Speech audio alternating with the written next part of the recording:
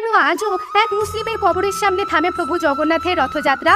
পুরীতে গ্র্যান্ড রোডের ডান দিকে প্রায় 200 মিটার এগিয়ে রয়েছে সালবেগ নামক এক মুসলিম ব্যক্তির সমাধি। জগন্নাথ দেবের রথযাত্রা চলাকালীন যখন রথ এখান থেকে যায় তখন রথ থামানো হয়। সালবেগ ছিলেন জগন্নাথ দেবের ভক্ত।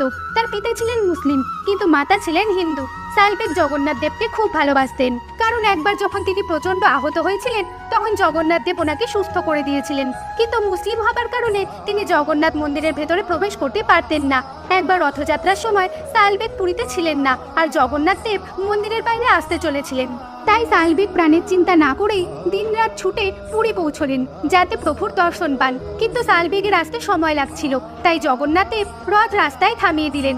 অনেক চেষ্টা করার পরও রথ নিজের জায়গা থেকে এগোচ্ছিল না। কিন্তু সালবেগ যখনই রথের কাছে এসে জগন্নাথ দেবকে দেখলেন তখন রথ চলতে শুরু করলো।